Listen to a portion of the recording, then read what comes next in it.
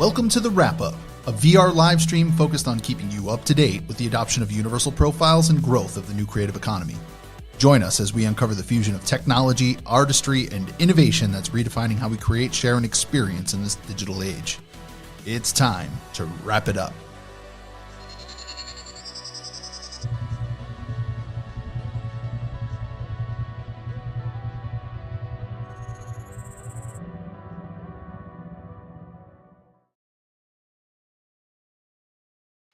Welcome back to the Wrap-Up, everybody. Today is September 1st, 2023. And before we dive into today's topics, take a moment to click that like button and subscribe if you haven't already. It helps a ton and ensures that you don't miss any of our upcoming episodes. We got a dense show today, so let's get started with the rundown.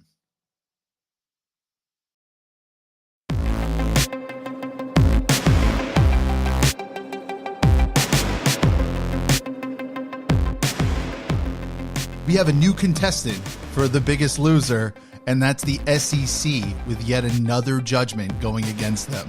F you, Gary Gensler. LUKSO partners with Boys Club World. Look out for a slew of events coming up over the next few months, including one for New York Fashion Week. We have Fabian as a reply guy going out there and telling the world LUKSO solves this. Our team is the heart and soul of Web3. Protect the future at all costs. Don't miss Fabian as the Hoff.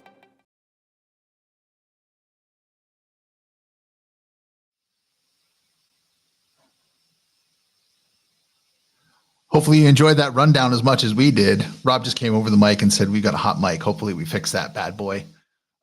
So now I guess we will, Alt, I'm a little stunned by that double audio. Yeah, I can't believe you messed that up again, buddy.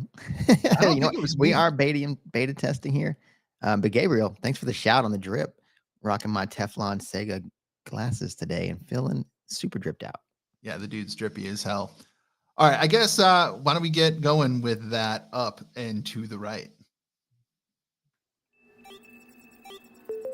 And up and to the right, we provide a weekly review of the markets with a LUKSO perspective being our aim. We'll present a range of prices from the lowest to the highest, and then we'll give you a prevailing price at the time of the broadcast. Moreover, we'll provide a summary of the market cap, and we'll compare the existing market framework with our market cap goal, which is our humble top 100. So looking at up and to the right, we got a 7-day low for the price chart at 633, 7-day high at 684, and our current price when I filled this bad boy in was $6.59. That gives us a market cap of 191 million, and that's spread out across our 29 million token float, as indicated by Coin Market Cap. Our target market cap, if we wanted to get into the top 100, would be $269 billion. That spot's currently occupied by Arweave. And what would be the LUKSO token price at $269 million, Alts? I know you were thinking it. It's $9.28. That actually that tells you kind of where we're at in this overall market, right? Sub 10 would still be top 100, which is pretty crazy, wild. Good time to be DCAing if that is your strategy. It's not going to be there forever, I'm telling you. You can see that we had a one very large spike up and then one very large drop down, right? So overall, I would say looking at this chart sets up as more and more chop. Hopefully it doesn't chop forever. I'm getting pretty sick of this chop, but you know, Alts, it is what it is. Yeah, for sure, man. I mean, I always take it as a good sign when I start personally starting to get annoyed a little bit. That's when it's usually like, okay, that's when things kind of turn around typically for me. Whenever I'm like feeling it a little bit, because I'm so numb to it after just years of this, right? Like you just kind of get numb to the ups and downs. But when it is usually like a really good indicator when you actually start to kind of feel annoyed. Right. Yeah, absolutely. I think this is a great time to buy. And then right behind that, I'll say what you hear in this podcast is really just our opinion and not professional financial advice. We're not experts. If you need specific advice, please ask someone who's a professional in that area. Listen at your own risk and always double check before making decisions based upon what we talk about. So although I said it's a good time to buy, maybe it's not. I'm not a professional. It's a good time to think about whatever you want to think about buying or whatever. Let's just say that. It's a good time to be researching always. Yes, absolutely. Moving on to our network update.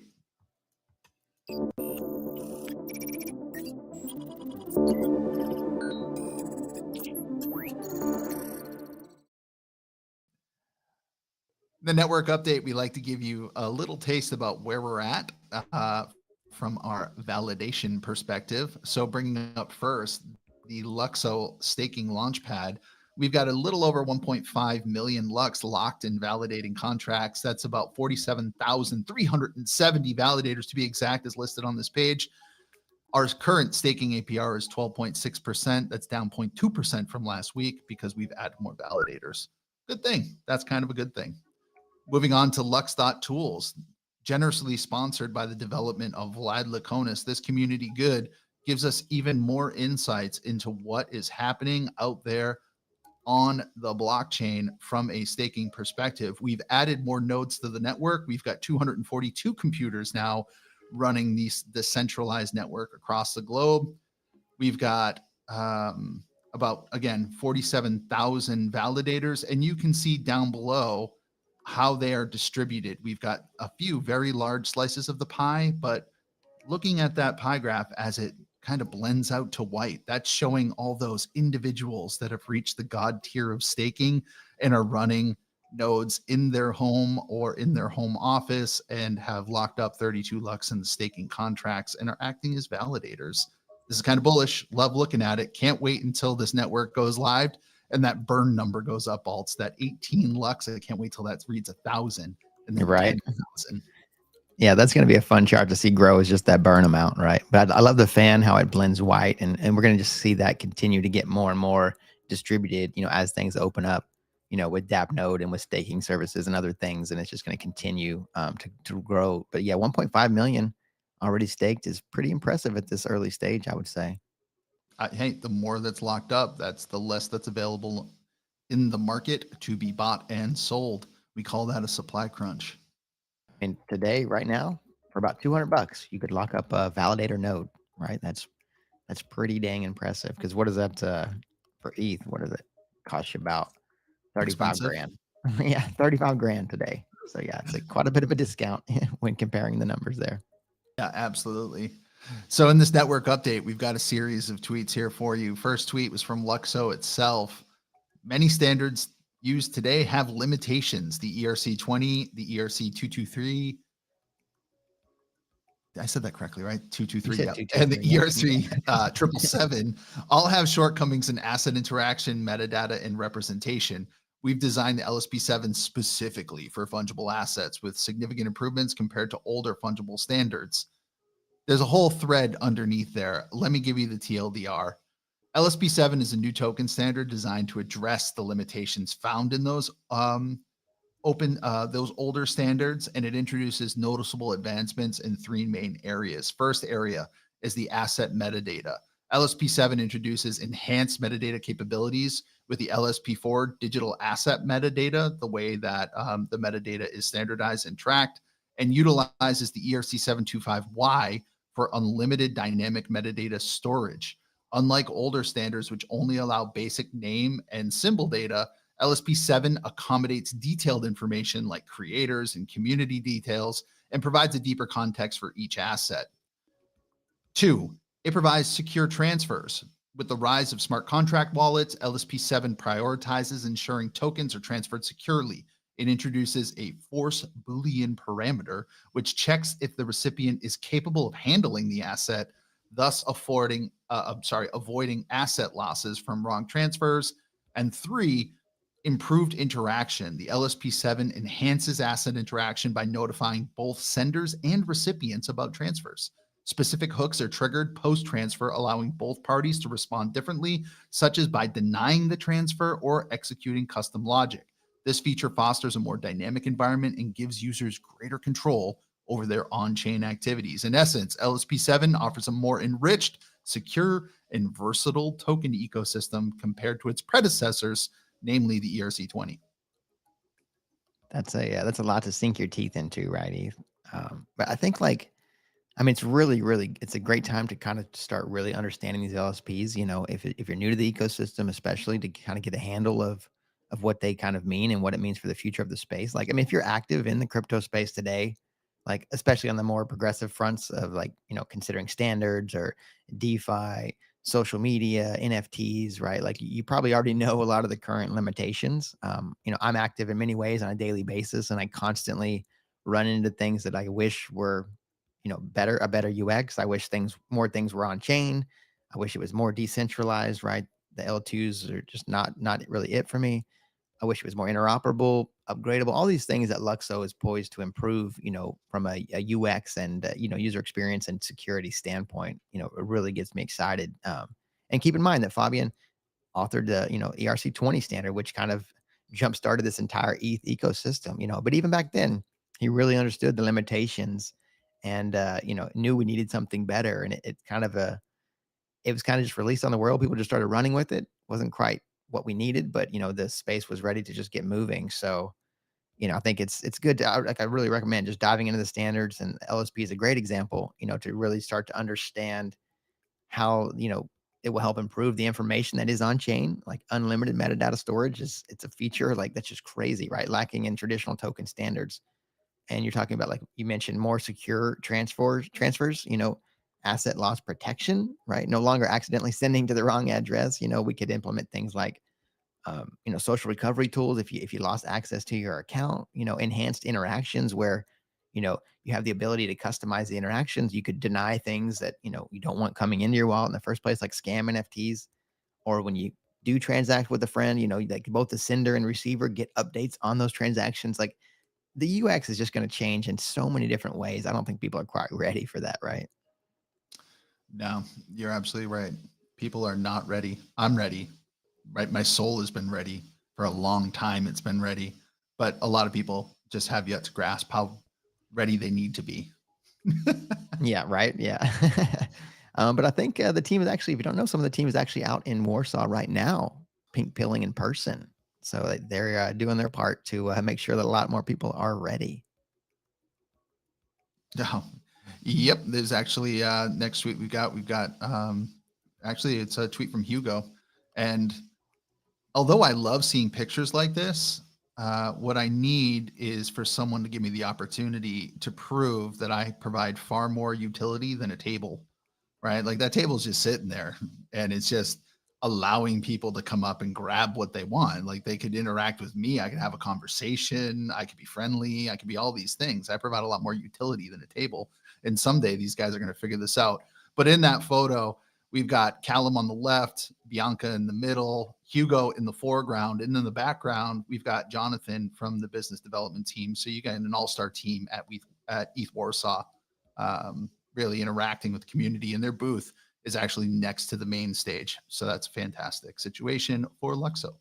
Yeah, it looks like they have some prime real estate there to pink pill to get their pink pill on, and I love to see the team out there repping for us. So shout out squad. And I'm looking at the table. If someone wants to grab some embrace the change stickers, I would definitely be happy about that. I need to get me some of them. I needed me some stickers. I also need need a me pin. them stickers. I need one of those pins. I like the pins. The pins are sick. The pins are super sick. But moving on, we've got an announcement from DAppNode.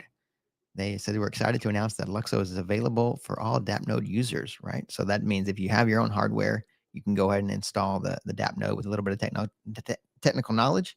And then if you prefer the do-it-yourself, the plug and play style will actually be available later in the year. And I think there's going to be like a custom LUKSO device. So maybe we get a pink box with the logo on it or something really, really cool. But I love to see it, so it's going to be, it's really cool as this ecosystem continues to grow and we get more local nodes and spread out. And then even once we get, some staking services options, and things are going to really start to ramp up, moving forward. Gotcha. Pink box with a LUKSO logo on it. I'm going to take that all day long. I'm going to enjoy that all day long because pink boxes is, I collect them. I'm a connoisseur of pink boxes. They're alts. Did you know that? I've got like 15 I did not in my know house. that. ETH dropping the alpha. Yeah, connoisseur of pink boxes. So anyway, DAppNode's delivering a god-tier staking experience for the everyman. Thank you, DAppNode, for recognizing LUKSO as a next-gen L1 coming to deliver blockchain to the everyman. really important that the everyman can get involved in this God tier level of staking, because if you are not participating on that God tier level, you're probably going to jump into a staking pool. And if you can think about that pie chart we showed earlier, the more people who jump into a staking pool, it's probably the more validators that we're going to throw onto one node, right? Which will make the network less decentralized. So DApp node is actually helping here, helping the everyman join again on that God tier. Which, hey, good for you if that's something that you want to do, because DApp node's here to solve your problems if you're non-technical. Also, you waiting for DApp node? I will be using DApp node as well as some staking services. Yeah, I'm waiting for both. I'm excited to just kind of spread out and dabble in a little bit of everything. Yeah, absolutely. Really looking forward to some type of liquid staking service, especially if I can then use that liquid staking token potentially in some type of, maybe not like full-fledged DeFi, but absolutely to use it as a like store of value asset that I could loan against, right? Have that kind of opportunity to provide credit to myself with my Lux token would be fantastic. Yeah, that'd be sweet. Yep. Okay. I guess in more exciting news, at DappCon Berlin, we've got Stephen Hovrath, who is going to give a talk building the next generation of DApps with universal profiles. Hosted by Gnosis since 2018, DappCon is a fantastic opportunity for developers and blockchain professionals to come together, network, and stay up to date on the latest trends in the ecosystem. And Berlin, as a locale, has a reputation as one of the core sites of innovation for really the greater Ethereum space. And because LUKSO exists in that Ethereum kind of constellation of stars, right? DappCon is a natural place for our head of universal profiles, right? The person who's in charge of kind of getting that out the door right now, Stephen, to go and talk to other DApp developers, right? And why is it bullish for Stephen to bring ups to DApp developers? Well, again, DApps are the most interesting part of LUKSO development. So if Stephen's bringing DApps or ups to DApp developers, it sounds bullish to me, because we've got a hackathon coming really soon, and I think this qualifies as developer marketing. Yeah, indeed it does. I think, yeah, that getting the devs, interested in the tools and what, what LUKSO has cooking, I think it's going to really kind of open the game. And I can't wait for that next hackathon to see, what they utilize with Universal Profiles Live this time. It's going to be quite a different experience. Yeah, yep, absolutely. Different experience with a live universal profile. And on that line of developer marketing, we've got a live shot of Callum, who was at ETH Warsaw. He actually gave a talk on gasless apps. That's pretty fantastic. ETH Warsaw, again, being invaded by our developer team, and our developer team is talking, right? Because the only way that people are going to figure out how powerful this ecosystem is for the people who built the ecosystem to get out there and market it. So we had Callum give a talk. He gave a talk on learning how to build DApps. It's the following tweet where, the gas costs can be subsidized for universal profile users. And then Callum is also highlighting how these DApps can be backwards compatible with users of traditional blockchain wallets, which is actually kind of cool. Yeah, the backwards compatibility is insanely cool. That's one of the big focuses of universal profiles is interoperability, to make sure that we can kind of, flourish in this ecosystem. But of course, if you build it directly on LUKSO, you're going to get the full, amount of utility. But yeah, I love the highlighting of the gasless transactions, because, account abstraction is a big topic in the space, because people are waking up to the concept of like, okay, the average person is literally not going to come into this space until we can account abstract away a lot of this stuff, right? But then, like we see in ETH, it's like it's a combination of things trying to just abstract away like a little bit of things here and there, right? But like with universal profiles, you can start from a clean slate and just account abstract away everything for the customer, for the consumer, the end user, when warranted, which is just next level. Yeah, without a doubt. This next generation of DApps is going to be where it's at. So we actually had LUKSO's tech lead, Hugo, on the main stage today, building a generation, basically on the main stage explaining how the next generation of dApps is going to be powered by universal profiles. That was at 10 a.m. Central European time. So that has already happened. Unfortunately, there was no live stream for this stuff, I believe. So you'll have to catch it on recording. However, if you've ever had the opportunity to speak to Hugo in real life, his enthusiasm is infectious. Very, very smart young man. And I'm looking forward to watching this. And like I've said it before, I'll say it again now. The dApp layer is really the focus for people interested in LUKSO. Like Fabian said, LUKSO is just Ethereum, but fancy. Get it, all? Do you get the fancy, right? Like the foundation. Oh, yeah. No, fancy. I get it. Oh, I get it. Just checking with you, but it's Ethereum, but fancy. So if you're focused on like, is it scalable? Like, how does it solve the blockchain trilemma? You're missing the point here. LUKSO is built for better user interactions. There's plenty of people researching how to make blockchain scalable. Yeah, exactly. Exactly. Like it's the sector that actually needs to be focused on, not how do we make it more scalable? How do we make it more usable? Right. Like that's not the problem. Like the main problem is that just no one's here for other reasons because they really don't have any use cases for them. But yeah, so fancy indeed is a great way to look at LUKSO, and I love to see the rundown that we kind of went through there of our network effect, growing out there in the multiverse and just educating, and because that's how you get people interested, right? And I think LUKSO is about to open up everyone's eyes to what's really possible on chain beyond like this archaic UX that we all know and the simple monetary instruments that currently run rampant in the ecosystem. But like the new creative economy is going live, and like you said, the dApp layer coupled with ups is it's going to start a whole new generation of utility and users, centered around identity. And it really allows us all to kind of move further into Web3, in a safe, efficient, beneficial manner, as we continue to just kind of move forward in this space. Yeah, without a doubt. And in case you missed the joke, because this is your first time ever being exposed to LUKSO, or you just have no idea what we're talking about, Fancy, F.A.M.E, is actually the name of LUKSO's foundation, not the German company, but the foundation behind the protocol. So it's funny to make that play on words.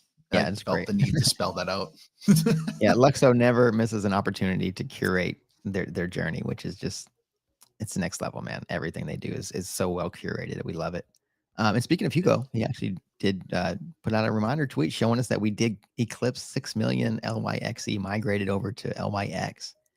That's quite impressive already, right? And we said with just the limited, amount of ways to stake at this point, that's a big number, I would say. And I love to see it. Yeah, we're getting toward. I mean, we're over 40%, moving towards 50% of the migration having happened. Perhaps after the launch of UPS, you'll have laggards like me who has migrated 0 tokens at this point. I'll actually move it across. I bet you we'll see more of that once UPS are launched because, I could have moved. I think it was last week or the week before we talked about Ledger finally recognizing the LUKSO network. Once I can use the universal profile as my access and interaction point with the LUKSO network, I don't know. I'll feel better. I don't feel like it's a cleaner transaction, a nicer transaction than using MetaMask. Like, let's leave MetaMask in the past, guys. There's no need to use it on the new blockchain. Yeah, exactly. That's the whole point, right? Is we're getting ready to just move beyond those archaic ways of interacting with blockchain. But hey, Eth, you know what? Why don't we say we get our pink on and let's dive into another round of the Pinkest Tweet, where we highlight some amazing pink posts on X and crown this week's winner. Okay, let's do it. First out the gate, we've got one from Malotsi. It says, "Happy late Sunday of August, fam." So this was just the other day. "Be patient like a tiger" is sage advice. Meaningful progress often unfolds slowly like the blossoming of a flower. Embrace divine timing. Surrender to the flow of life. I absolutely love that. Beautiful piece there. That tiger does look a bit dangerous, but also, I wanna get in there and snuggle with him. I want to give him a hug. Yeah, absolutely. Maybe tug on a whisker, see what happens. Yeah, maybe. Live dangerously. Live dangerously. I do like the pink cherry blossoms. I like what probably is, I think this is an AI generated piece of art. I think that's Mount Fuji in the background, and I'm pretty sure there aren't tigers running around in Japan trying to maul people. However, big fan of this piece. And I also like that idea, be patient like a tiger. Tigers are not going out of their way to waste energy here. Tigers are going to honestly take their time and make sure that when they move, when they strike, it is done and it's effective, right? So Right. Yeah. just like our blockchain here in LUKSO, we don't move quick. We move slow, methodically, and beautifully.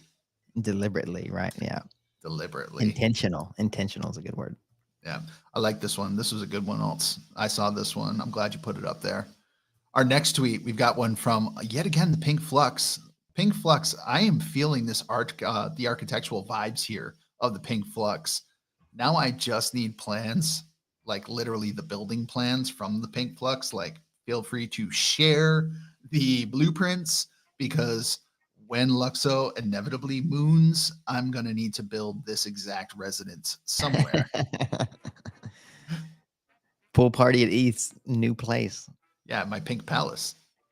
Yeah, no, I really love this one too. And like I said, pink or red, why not mix them? With the current state of markets, let's take a few of those red candles and just mix them with some pink and get a nice new vibe for ETH's Magenta Palace. Yeah, Magenta Palace. I like that. I'm going to call it Pink Palace. I'm not going to use magenta. It's going to be pink. Pink is great. Pink is the way. Pink's a lifestyle. All right, next tweet we got coming from Open the Crypto Portal. Love this one. It's a portal. Fits the name. GM, this up portal. Once you get in, you won't get back. This is your new world in Web3. So I think that's how we're all feeling about it. And we are truly walking into a pink future. I wish we had a countdown that we could give you until Universal Profiles is live. If I was a betting man, I would put some money on. Do I want to make a prediction here, Alt, so someone can absolutely roast me later? Yes, please do. Give me an over-under on the day, and I'll take the over-under. Let me know. Okay, I give an over-under on the day of September 14th. Damn, that's a good line. Wait, so I would take the under. Oh, you think it's because if it is on the 14th, then it's a push. Okay, gotcha. All right. So yeah, as a strategic way, I would think maybe 13th or 14th push, maybe 15th, but who knows? Well, I think anything in the next couple of weeks, I'll be super stoked. How about 14 and a half? Then I would still take the under. I like it. But no, I love this piece too. Shout out Open Crypto Portal. And this is the way I feel like it's like there's kind of like this barrier of understanding blockchain technology and kind of where the future is headed. And it's like this is like representative of once you take the pink pill and you're able to just kind of move beyond, the shackles of Web 2, officially forever. Right. It's a really nice moment, I think, that you captured here. Yep. Yes. And next up, we've got one from our very own Mints. This was in a reply guy style dash of pink madness from Mints on a tweet about that I did about DAppNode LUKSO going live. So how many pink pills do you think this guy's taking, ETH? Oh God. Well, we nearly killed Vitalik with pink pills. So more than that. This guy got stuck in an elevator with us, apparently, right? Oh God. Yeah, absolutely. All right. Well, again, Mints, way to keep cranking them out. Really appreciate these absolutely gorgeous pieces. But that brings us to our Pinkest Tweet winner. And the winner of the Pinkest Tweet goes to Belozy. TikTok, ready or not, here comes the LUKSO wave. This one gives me like Dali vibes or MC Escher vibes. It's not a tessellation, but I love the composition of this piece.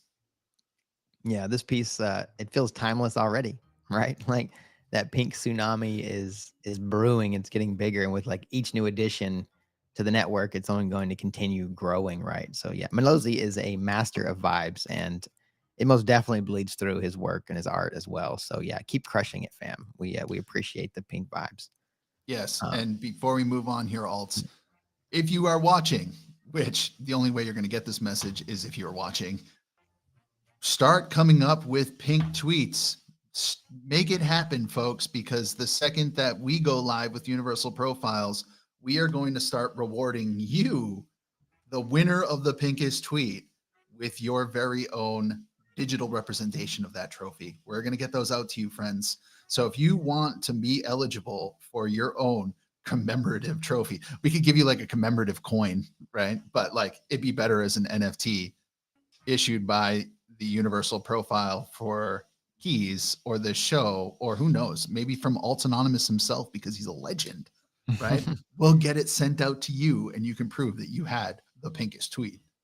Yeah, this is going to be some of that reputation that you're going to want to have on your Universal Profile, because in a few years, you're going to be like, oh my God, how were you back there in the early days when they were doing the wrap up on YouTube in VR? Yeah, I was there. I don't know. You weren't there, bro. No.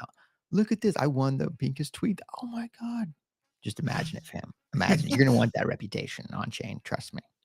I was there at the show that they had double audio because Ethelorian played the live stream on his phone again. Oh, man, too good, too good. But yeah, next up, we actually have a little bit more pink culture for the fam.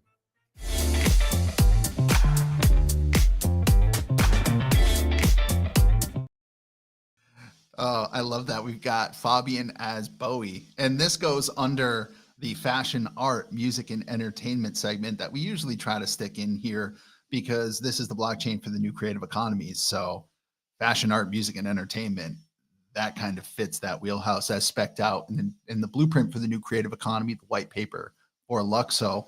But like you saw at the bottom, here's one of our big topics. We've got LUKSO cross the Boys Club. LUKSO is excited to announce their partnership with Boys Club World, and they look forward to building an ecosystem together for crypto curious and builders around the world to meet and collaborate in the new creative economies. Stay tuned for details on their magazine launch on LUKSO. That is awesome. And actually, that magazine, I'm pretty sure they gave a date for roughly the first of the year. If you're curious about what Boys Club actually is, because you are not a member of Boys Club, they're being a little bit ironic. Boys Club is actually a female-focused organization. Let me read to you directly from their Medium. Someone asked, what's Boys Club? And the answer went like this. Great question, babe. This is a direct quote. I'm reading direct quote. I'm not ad-libbing. Boys Club is a dinner series and group chat for the crypto curious. It's designed for women and non-binary people, but welcoming of all. Zero crypto experience required. No technical know-how needed. Come with a curious spirit and a willingness to learn. We're building Boys Club for the person who wants to learn but doesn't want to get roasted for not knowing the basics. We're building it for the people that see their friends getting rich off NFTs and want to learn more but have no idea where to start. We're building it for the people who want to see Web3 changing their industries and want to explore how to create value in this new world. We're building it for you, dear reader, even if you don't know jack shit about crypto. I like that. Thank you, Bulls. Thank you, Boys Club. Yeah, I like that breakdown as well. Like, because there's a lot of people that, you know, it's a bit intimidating, right, for this space, especially if you don't really know how. And you're talking about, like, you have, you know, Bitcoin, and then you got altcoins, and then you've got these niche within a niche, all the way down to like NFTs and digital fashion and the really crazy stuff, you know, that we like to dabble in. So it can be a bit off-putting, and so it's great to see, you know, the Boys Club kind of using this as an opportunity to bring more, you know, more people from the fashion and entertainment industry into the space, right? And I'm excited to see like another avenue for LUKSO events, you know, with the Boys Club World. That's amazing. And hearing that they're going to have a magazine dropping on LUKSO, that's so cool. I love to see that. And their events are next level, fam. Like, if the Anon ball, you know, that they put on in Paris looked like a ton of fun. And there was actually a couple clips from that in the rundown at the beginning, if you had noticed. Yeah, Fabian and Margie were there partying it up, and there was masks, and it looked like a lot of fun. So yeah, I'm excited to kind of see what else they have brewing, you know, moving forward. They did say that there was a slew of events coming, and especially something for New York Fashion Week. So that's probably going to be pretty epic. I like how pre-show we're running through this stuff for Boys Club in alts. The troll that he is goes, wait, so Boys Club is it's ironic, the name Boys Club? And yeah, actually caught Rob, who can't defend himself right now, off guard, which makes me laugh. I love it when alts gets anyone with the troll. But that actually brings us to a tweet from Boys Club World that came right afterwards. Hey, Boys Club World, Boys Club, Handshake, LUKSO. We love to see intentional design for creatives and creators, and this team is doing that in spades. You're damn right, LUKSO is doing that in spades. This is where I'm going to say, hey, Bankless Bros, you can't ignore us forever. Boys Club's been on Bankless twice with none other than David Hoffman talking about how cool they are. Hey, we're out here, David. It's only a matter of time until you at LUKSO, I'm sorry, you at Bankless acknowledge LUKSO. I know you were at the Anon Ball where LUKSO and Boys Club got down. There were masks, as Alt said, and masks makes everything cooler. You can't ignore us forever, guys. Yeah, shout out Bankless. Stop ignoring LUKSO. Time to look up. I love that. I love that. We also have a new drip incoming from Dematerialized. I was feeling a little bit dry, Alts. I was ready to be dripped on. What is the drip that's coming? Are you feeling parched out on the desert, ETH? You need some drip on you? My mouth. As a Pixel fam, the DMAT to Gen, I just made that up. Dematogen. I'm a DMAT DGen.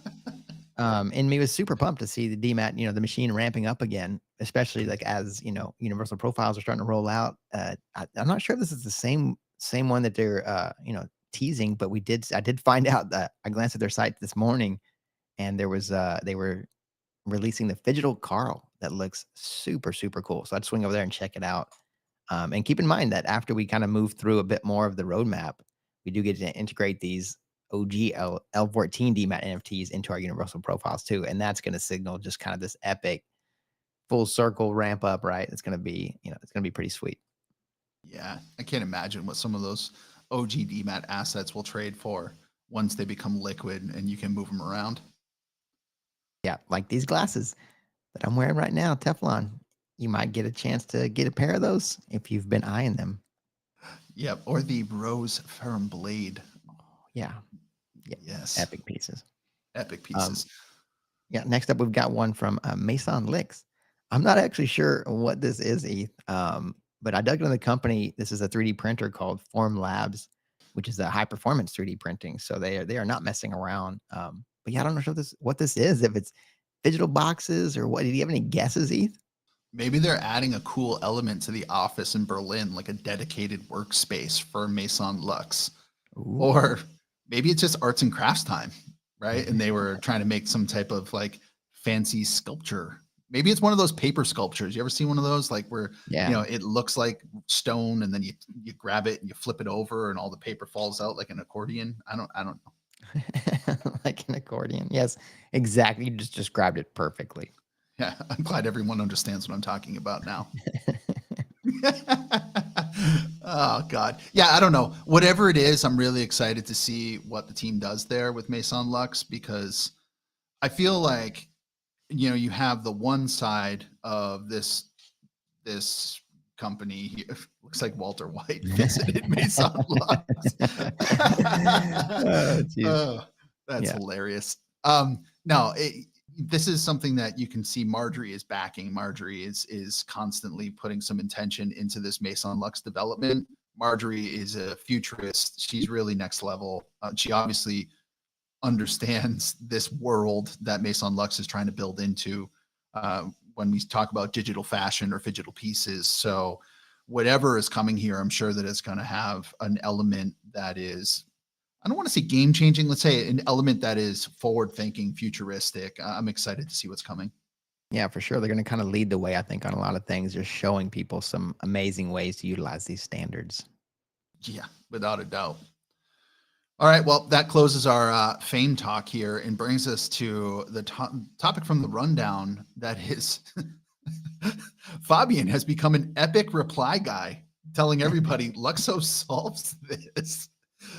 So what do we get? We got a reply from Fabian to Brian Armstrong, the CEO from Coinbase. And Brian Armstrong said, I'm sharing 10 ideas I'm most excited about in crypto right now. If you're building something in crypto or thinking about doing so, check it out. We're building lots at Coinbase, but we don't have the time to tackle everything. So I figured I'd share these. Fabian went and then pulled them out. Just to break it down for you very quickly, Fabian goes on to say, hey, Brian, A few of those points will soon receive the right foundation to actually become reality through LUKSO. Specifically, universal profiles introduced by LUKSO promise to revolutionize various aspects of the blockchain space. I'm giving you a TLDR on his entire reply. He says, on-chain reputation. Users can create their reputation protocols, attaching to it their universal profile. One can mint reputation based on their own score to other universal profiles. And this differs from ENS as it isn't limited, and it is an on-chain thing, right? Yeah. Also then says on-chain ads. Universal profiles can display graffiti, which can serve as advertisement spaces for popular profiles, providing monetization opportunities through smart contracts. Says there's on-chain capital formation. Universal profiles can represent DAOs run by stakeholder profiles, allowing for more transparent, decentralized funds. You could have a job/task marketplace with universal profiles. Users have a persistent blockchain address that can serve as an on-chain account, wallet, or profile, opening global job opportunities and facilitating compensation. Fabian says you could have on-chain games. One can control universal profiles from a game, enabling users to remain online, on-chain, and in-game with a single profile. He also says that universal profiles allow for tooling for network states. Network states require identifiable and trustworthy participants, which universal profiles facilitate. In conclusion, universal profiles serve as the missing pillar in the blockchain arena, representing the future of blockchain accounts. It emphasizes identity, right, through the ERC 725 and LSP 0, and is distinct from other identity solutions. Okay. Fabian also mentions, right, his contributions to the ERC 20 and basically how the 721 came from the ERC 20, and that universal profiles are basically an unbiased standard-based account, and they're compatible with any of the account abstraction standards that Base is trying to play along with. I just gave you the TLDR of his reply. The fact that he replied to Brian Armstrong is great, saying LUKSO solves this, because we know from Twitter engagement farming, if you reply to big accounts, lots of people see it. Yeah, no, it's great. And Brian has actually already been following Fabian for a long time, so there's a good chance that he recognized that tweet and probably read it, and hopefully digested it. And I love seeing, the reply guy comments coming from Fabian. Like, there's so many like Luxo fixes this teachable moments out on X, right? But like, man, do they hit different when Fabian does it? Just going over some of the topics like on-chain reputation, like it's going to change the way we interact with social media, like in such a big way. I think it's going to motivate people to not only like be more active in social media spaces, right, but to also be, put a focus on being better actors, right? Since the reputation becomes more valuable when it moves on chain, right? And it's going to be more interesting to see how that evolves. Fabian mentioned there a mint style system, for reputation, which sounds really, really interesting. So it'll be great to see, and possibly like at the hackathon, right? Some of these topics could be tackled during the next hackathon. Another thing you talked about was the universal profile being able to receive graffiti. Like, that's so cool, right? So imagine you have your universal profile and you're able to earn money from allowing others to advertise, come tag your universal profile, right? And to be able to earn the revenue from that is so amazing. It's one of the big key differences, between Web 2 and Web 3, right? The centralized platforms like Facebook, Twitter, YouTube, like, you don't own those accounts, right? They can, the content on them, that you don't own any of that stuff. They can just delete your account. They can block you. They can censor you, whatever they want to do, right? Like if they want to advertise or they want to harvest your data, like all the benefits of that just go straight to the corporation, right? But with this Web3 and universal profiles, like there's no more exploiting the creators and the owners, with those universal profiles. So it's such a great mechanism, for the creators and the end users. That's right. Another thing he said that, oh yeah. Yeah, like another thing he said, the universal profiles can be a capital formation as well as like an individual, a brand, a corporation, a government, an AI entity, whatever, like which makes it all, properly decentralized, and even more transparent, than what we currently see in Web 2, right? Yeah, without a doubt. And Black Stuntman just had a tweet or his comment come up, alts, and that's when I felt the need to yell out there. This effectively is Fabian just yelling, "Lux go!" Right? Lux go! I love that. Yeah, you can literally just scream that anytime, and I will just start running with you. But yeah, with ups, like you can actually like you can put more information on chain, right? And a project or an NFT, for example, like you're able to showcase, like if you go to your universal profile, like the L16, L14 universal profiles and through DMAT and stuff, you can actually drill down and see who actually contributed and worked on those projects. And then you can pull up their universal profiles. And with this mechanism, like you're going to see more information on chain, and you could contact them directly via their universal profile, right? So you're going to have this on-chain ecosystem of reputation and experience that's going to allow people to find more work. Or if you're looking for people to build your project with, it's going to be a much more legitimate way to do that, right? And I think it's going to really change the way people think. A blockchain with gaming too, he mentioned, and interoperability, right? Like not having to move assets around and worry about giving access, to the platform that you're trying to use your assets with, or, the security issues that come into play. Like you can just sit back, enjoy the game, and just like play via your universal profile. Like just wrap your mind around that. It's going to change so much stuff. Like that was an epic reply guy thread. We appreciate that one, Fabian. Epic reply guy thread. And he didn't slow down there. He had his good buddy, Alex Vandesen, actually, put out a tweet that said, if you want to be excited about a single EIP, then this should be it. And it was 7212. And Alex says it's a very technical one, but with a powerful result that would turn every Android and iPhone into a secure hardware wallet for which the user never needs to think about keys ever again. Fabian comes in and says, hey, yeah, very useful EIP. But I think that LSP0 and LSP6, that is that basic evolution of the ERC 725 with the key manager standard added to it, it's far more exciting. Not a little bit, by a magnitude, right? We're talking logarithmic excitement, but it's far more complex to understand as it requires all the UX and UI to become fully comprehensible by the user, right? Luckily, Fabian says this time is very, very soon. I like that. Put two verys in there. That means like it's like soon, but like really soon. First on LUKSO testnet, then on mainnet. Hey, does this sound confident to you? This tweet sound confident to you? Yeah, Fabian was never short on confidence. I don't think that's not one of his downfalls.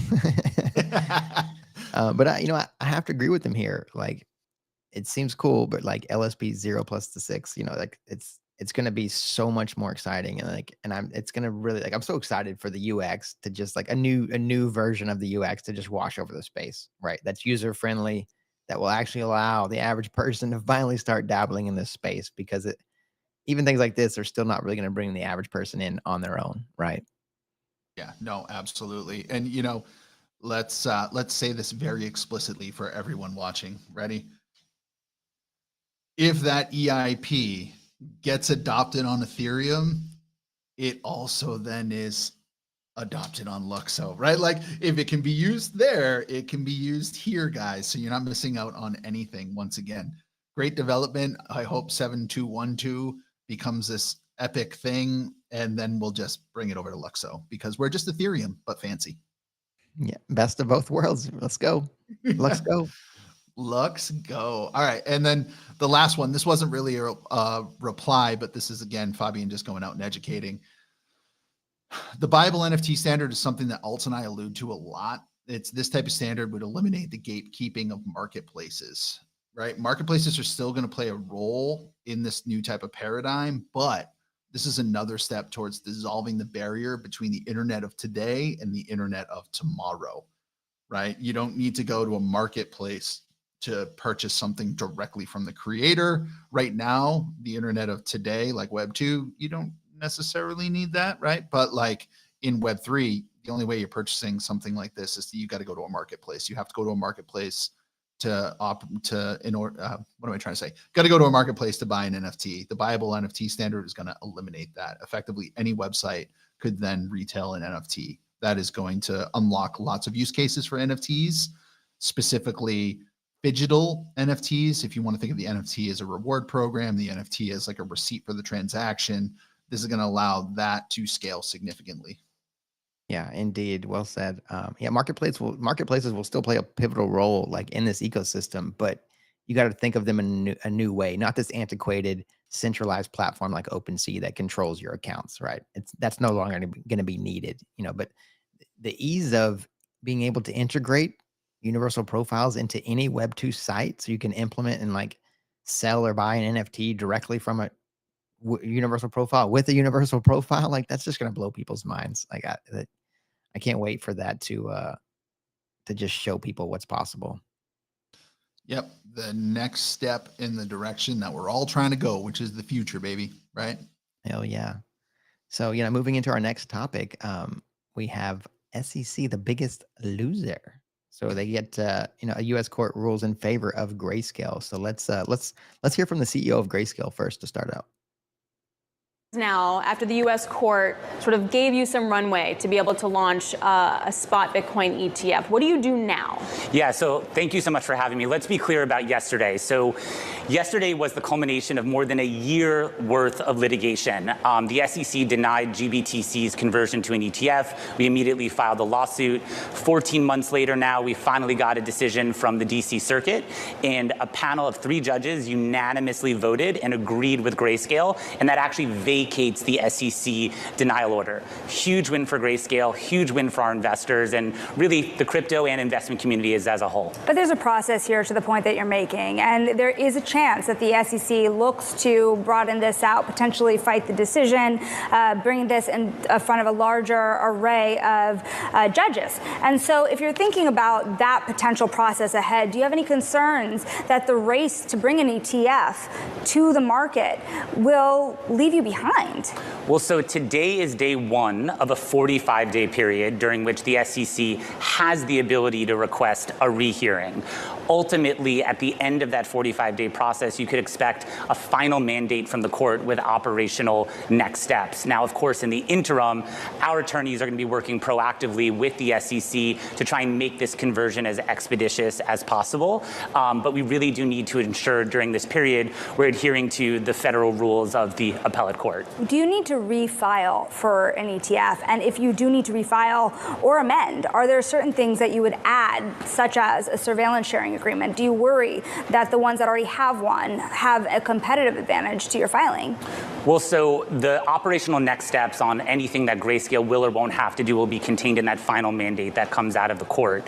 But one of the interesting things that we actually got from the court in yesterday's decision was that the court agreed with us that the arguments we've been putting forward all along throughout this process are such that the SEC already has the tools it needs to approve spot Bitcoin products like GBTC, that there is sufficient surveillance between the CME, where Bitcoin futures trade, and national securities exchanges like the New York Stock Exchange, where we intend to list GBTC as an ETF. So there really shouldn't be any further grounds like the SEC has been relying on to continue denying these types of products from coming to market.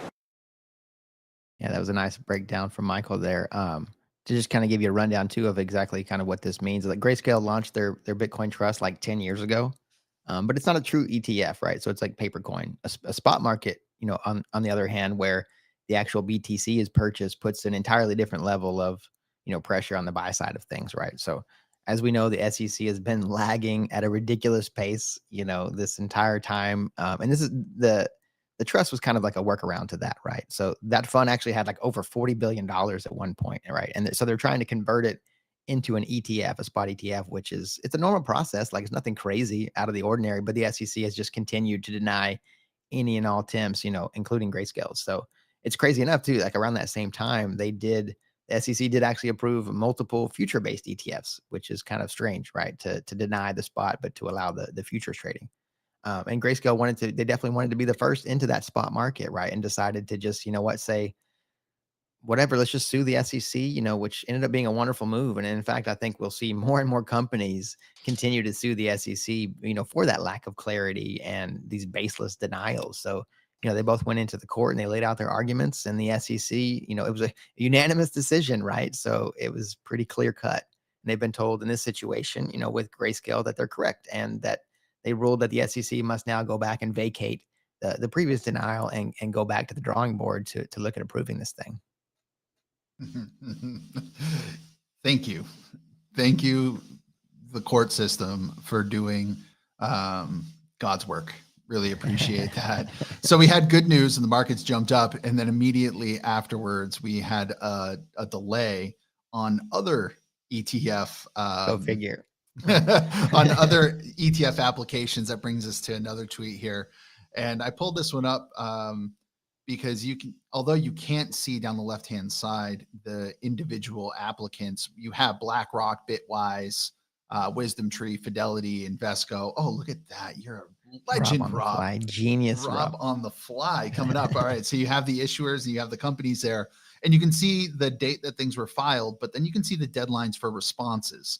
So ARK Invest, you know, they've already hit a deadline at the end of June, and they were pushed off at that time. We just got the delay on some of the other ones. I think it was BlackRock, wasn't it? BlackRock who is delayed. Yeah. You don't have to worry about any of those deadlines. Let's look out to the final deadline there. In the final deadline, they're going to have to make a decision on ARK Invest in January, with all of those other ETFs coming up to a final deadline in March. So with March being 1 month prior to the halvening, if I wouldn't worry about the chop that's going to come from ridiculous decisions by the SEC to arbitrarily allow or disallow things, and instead look at those final deadlines, because you know what, alts, I'm pretty sure that BlackRock has a good chance of getting their application through. Yeah, I mean, that's a pretty safe assumption, Eve. In my mind, I always, since like I first understood where this was going, like they're probably just going to push this back and delay as long as they possibly can. And it's starting to feel like they're running out of runway to do that, right? And how epic would it be if it was right before the halving, right? So that would be pretty cool timing. But yeah, you mentioned BlackRock. So BlackRock has applied for 576 spot ETF applications. And how many do you think were not approved, Eve? Can you give me an over under? 100. I'm going to take the under. Yeah, one. There's been one that was not approved, right? So they got a pretty damn good track record, right? So I imagine their odds of getting this one approved, seem pretty. I wouldn't bet against them. I would say that. Yeah, no, super animal spirit bullish looking into the Q2 of 2024, but that feels like a million years from now, because people like to dwell on these announcements from our federal government and here in the United States. And every time those, again, the SEC moves, it feels like the market dumps. Good news, though, on this tweet from Watcher Guru, it feels like Gary Gensler's at least getting a little pressure put on him after the Grayscale win. U.S. Congressman Warren Davidson from Ohio says, hey, we should fire this guy. And you want to know what else? I approve that message. Yeah, me too, buddy. Me too. Like, I think Gary just simply does not have the investors' interest in mind, right? And it's clear cut. It's clear as day. We just can see it time and time again. Like, going back, if you go back to his days as a teacher at MIT, like he was literally teaching crypto, right? And completely understood it. Then all of a sudden he becomes the chair of the SEC and somehow just forgets everything he knew about crypto, like, and just plays dumb. Like, it's so crazy, right? It's so funny. Like, so protecting, the investor by limiting their options and letting people like SBF and other criminals just run rampant in the space. Like, yeah, doing a great job, Gary. Keep it up, buddy. I like that you're like protecting, like I'm a robot. But like, who does this government actually work for? I mean, we here in the US are handicapped by this gerontocracy of old people that refuses to acknowledge that the world's changing around them. Like, frankly, it's about time that we put age limits on politicians, term limits on politicians as well. Like, hey, there's got to be like a cognitive test. Did you see Mitch McConnell just like freeze and can't talk anymore? Bro, I mean, these are people making decisions for our country who are literally lacking the cognitive faculties to be able to drive cars. I mean, cut the shit with the unelected officials that have power, like Gary Gensler too. I mean, come on. We don't need bureaucrats that don't have any say over how they get into office, making decisions that are going to have this type of impact on our economy and our daily lives. It's complete bullshit. And their ability to manipulate markets through the process is just uncanny, right? Like, the best traders in the world, guess what? They're politicians. Go figure, right? So it's just, yeah, it's especially for the SEC in general. Like, there's been talk of just dissolving that position and making it, a board, which seems way more, intuitive than what currently is, this apex of corruption. It feels like, right? Apex of corruption. Well, it feels like the tide seems to be changing. Another tweet from Watcher Guru: U.S. court calls Bitcoin and ETH commodities while dismissing a lawsuit against the DeFi platform Uniswap.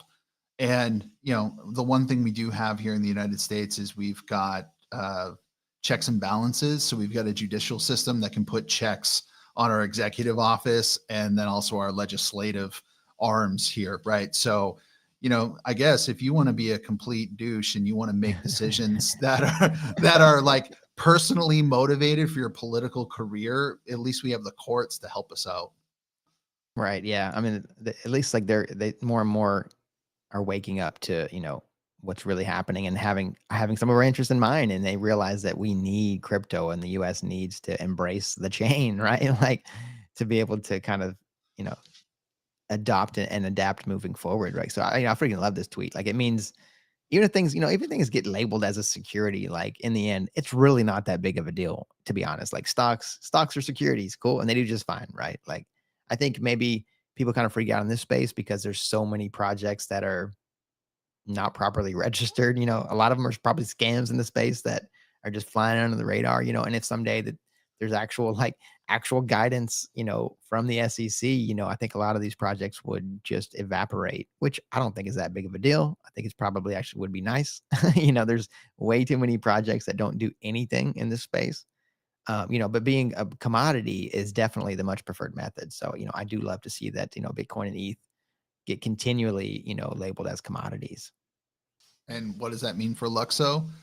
If Ethereum is a commodity and LUKSO is just a fancy Ethereum, don't you believe that LUKSO is a commodity? No, ETH, we're a fancy commodity.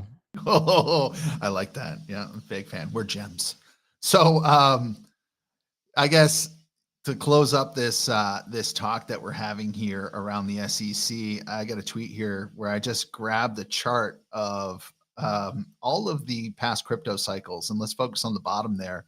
I literally told you, hold on to your butts, because we are in what looks like a pre-bull, right? But we're moving into the early stage of the bull market, probably in 24. As like we discussed, we start to get these ETFs approved, hopefully, and we get that halving event for Bitcoin. If you look at 1920, you have one aberration where you get that dip at the early part of 2020 in the first bull, and that's that black swan event with COVID. So notice that market trend, not every market is the same. Not every bull market will operate the same, but that hard dip there, that is attributed to that COVID event. Now, could we have a dip in 2024 or 25? The answer is yes, absolutely. We could get a housing crash. We could get a war globally. We could get all kinds of crap going on. But take all those events out, it looks like we're transitioning into a more bullish sector of time. And I guess that brings me to your point, my friend, of markets are going to search for max pain. So what's your thesis for 24, 25? I mean, yeah, hold on to your butts, like you said, Eve. Like it's right on track, like up and to the right. Like it's just continued path. And typically, like, the trend is your friend, right? You typically don't mess with it. But yeah, I have this random thesis of max pain for things getting more bullish on the front end. Like if we did see those, the SEC approving these spot ETFs across the board, and then that leads into the halving, and then we've got a presidential cycle, and things just run. Maybe they start rolling back the rate cuts, on the Fed starts easing things, kind of this perfect storm. And I think things might get so bullish in that scenario that we actually see a top out in 2024, which would be, the first time that we'd see that. I just think it's possible on the table, and I'm just always trying to run my mind around the possible angles to take, just so I'm prepared, So, but that's one thing that I imagine that could just be max pain, because this I think more people now are finally waking up to this cycle, right? And I think everyone's pretty much following this pattern, assuming it's going to play out exactly the same. So, it would not surprise me if it shook things up, right? Yeah, shook things up, like swapped out your toilet paper with sandpaper. I mean, either way, though, we're currently in the accumulation phase, right? So the smart money is stacking. the smart plays, right, as much as they can when you're in the light blue. And then according to this, when you're in the first bull, you know, things get moving, the pressure starts building as it becomes harder and harder to kind of, you know, secure the bag. And then when you get, by the time you get to the second bull, you know, whenever that falls, like it's all hands on deck, everyone's scrambling to get whatever they can. You know, I recommend lining up your stack in the blue, you know, doing the research, identifying what you want, securing that, and then just topping off along the way and not having to go through the stress of hitting the tops and bottoms perfectly. You know what I mean? Maximize that second bull, you know, and make it's a much more harder route and it's more painful, but in the end, it's going to be way better typically. Right. And if you, Rob, can you go back to the previous tweet there for a second? Yeah. So, and if you are a fan of LUKSO and you're like me, you started accumulating in, you know, way back when, let's see, 2021 ish. And then you can just see what we've done 21, 22, 23. Like, why would you not want to then see us go back to the greens? Like, why would you end your journey here? Why wouldn't you just keep going forward anyway? Yeah, I mean, and it's also like even thinking forward, like if you just look at the network adoption for crypto compared to the internet, right? Like we're getting adopted at twice the pace, right? So just even imagine what's going to happen with the next cycle beyond that by 2029, 2030, like where are we going to be, right? And that's when your imagination just kind of just goes crazy. But you know, it definitely feels like we're headed on the right path, you know, either way, right? And this is such a great visual. And you know, I know a lot of you are visual learners, so we actually do have our section of visual learning for you to get some more.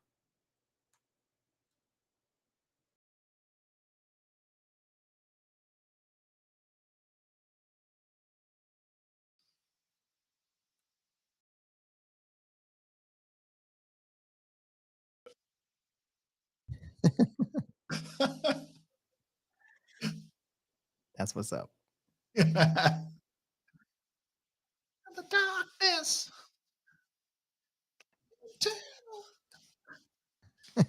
You got to save that NFT trader, fam. Thanks for singing along there, Eth. I loved it. I was trying not to yell into the mic because every time I hear that, I want to scream it.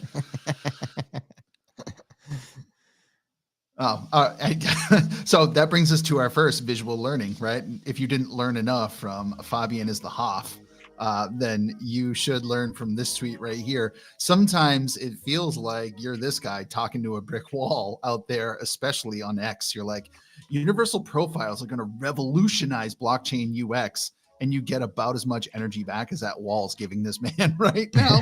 But that's going to change soon, friends. That's going to change soon. Yeah, this is a representative of the pain of being early. You know what I mean? Like it's just I think about this all the time, like the dichotomy of being early and trying to explain things to people. And because it's monetary based, especially, most people don't want to hear it. Right. You just think about your friends and family outside of crypto that have just never gotten in, even though you've talked about it to them for years. Right. And they just people just have a hard time, you know, they have to, it's one of those things they just have to learn for themselves, right? And you can feed them as much alpha as you want, but they have to choose to digest it. So this definitely resonates with me a lot of the time, but it hasn't stopped me because I don't care. I'm going to talk this wall till it falls down. Because I enjoy the talking part too, right? Because I also like love to hear other perspectives and takes on these things to just kind of shape my thesis in the process. Absolutely. But another one we've got is the famous Drake equation. So the key to mass adoption is a cheaper and faster blockchain, like we said. Nope, that's not what we want. What we want is the key to mass adoption is a new UX and utility beyond only monetary instruments, right? The new creative economy. Let's open this bad boy up and see what she's really got.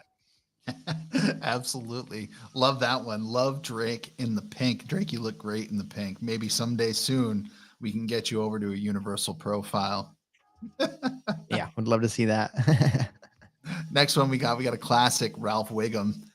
What's Ralph. it like to take the pink pill? You know, put it on your tongue. Next thing you know, that's all you can see. But it's true. This is how it goes down for so many people, right? They're like, what's LUKSO? And then the second they get LUKSO kind of on their tongue, they get a taste of it. It's like all they can think about, right? And It's that psychedelic experience of blockchain. I didn't even notice that pink water pipe in the background. Yeah. You see that pink? Are we sure that's a water pipe? Listen, I've been to plenty of stores where that's all you can refer to it as. But yeah, once you get that pink vision, there's really no going back, right? And then it's like everything you look at, you just think, LUKSO fixes that. But next up, we've got a meme of the century: universal profiles over blockchain wallets. I mean, blockchain wallets look hella sketch. I'm not gonna lie. But which do you think is mass adoption is gonna pick, Eve? I don't know. I mean, if you're my wife and you love you love October, you like spooky season, you might make the wrong choice. I thought it was pretty straightforward that we're going left towards the shiny castle, but hey, man, you make your own choice, whatever you want to live with. I mean, it's crazy how obvious it is to those of us in the know, with LUKSO, but the average person in Web3 still remains oblivious, right? Like, as is everyone outside of crypto, of course. But that's the beauty of universal profiles, is it allows us to actually gain mass adoption, when the whole process becomes sleek and invisible, right? They're only going to see one road, and they're going to be driving a pink Lambo down it. Driving a pink Lambo down the road. If I had a pink Lambo, I would definitely drive it down the road. And God forbid the bull market ever gets crazy, because I might have a fleet of pink Lambos. I get the next one we got Mortal Kombat. And I guess here we've got Liu Kang, who's going to decentralize him with universal profiles for the win. I love this one. Decentralize him. Yeah, no, that one's great. It's a nice throwback to the OG days. It has such a great game back in the day. Oh, yeah, big time. Love that one. And next up, we've got, are you feeling okay? Check my temperature. Pink. I'm running pink every day. It's pretty much how it is. Oh, God. Classic. Yes, the temperature is pink. And frankly, that brings us to our last visual here. If you're doing anything other than buying LIX, if you're out there buying shit NFTs, you then go get a chainsaw. And that's what it's going to be like for you right there. I don't want to have to explain that. If you don't understand that tweet right there, then I can't help you out. Yeah, we dare you, start that bad boy up. This is not advice. This is not actionable advice. We are no way held responsible for your really poor decisions. This is only representation of if you made a poor decision and how you might feel after the fact. Yes. And you also might not be able to have children. All right, that moves us into our last one. Shout out Mints, who actually put together a collection of memes from the LUKSO community, and it's going to continue to grow. It's going to be turning into this epic meme collection. So scope the link out in the description if you want to check those out, and feel free to use any of those when you're posting about LUKSO, or feel free to tag Mints or DM them if you have any more that you think are worthy of getting into the collection. Yeah, I love that. Memes have a way of passing a message along really quickly. And I'm sure as people start to use universal profiles and the D-apps out there, the memes will just get better because people understand what they're doing. So please, yeah, for sure, contribute, make this more robust so we can go out there and pink pill more people. That's the plan. Pink pill them all. Save those souls, fam. Saving those souls. Okay, well, we're getting close to wrapping this thing up. So wrapping up the wrap up. Yeah, we're going to wrap up the wrap up. I guess I want to take this moment to say, everyone, if you enjoyed this video, once again, don't forget to hit that like button and subscribe. And if you want to see more content like this, make sure you subscribe and turn on notifications so you never miss an update. Thank you for the support. Thank you for the shameless plug as well that time. Yeah, we appreciate you, fam. Like I said, during these bear market times, we get to really see who the true ones are, who are here, digesting and learning and educating and preparing for whenever things are easy, right? That's you guys are the real OGs. So we appreciate it. And if you want to be as cool as Fabian, we suggest watching the wrap up in style on a giant TV in a community space. Yeah, shout out Fabian for that tweet. We really appreciate the support from you as well, fam. Oh yeah, that one made my day when I saw it yesterday. And then I also wondered, actually, I'll leave my wondering to myself. That's usually a safe thing to do. Oh, but yeah, as we wrap things up, Eth, I did have a couple of questions for you. Oh, hey Jake, up. Yo, Jake, what's good, fam? Good to see you, buddy. Up is the way. So I'm ready for you. Yeah, let's do it. So, why did Gary Gensler bring a ladder to work? I have no idea. I have no idea, but I want to hear the answer. Let's go. Hit me with it. Because he heard the market was full of high risks. I'll tell you this. It was slim pickings trying to come up with concepts around SEC jokes. I'll tell you that. It's so bad. So I apologize to everyone for that one. But I do have another one that's terrible. So, Eth, what does the SEC do on work retreats? I want to say put highly restrictive rules in place so no one can have fun. Well, that's a valid answer. It probably happens as well. But the actual answer is they do antitrust falls.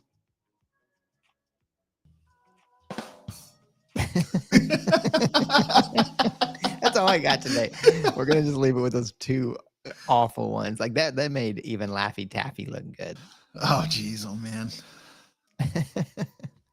But no, we are, like I said, we appreciate you all for joining us live, the ones that did, and for those of you that watched on your own time. We love you and we appreciate you. Hope you have a wonderful Friday and a great weekend, fam. And, do what you do and you stay pink.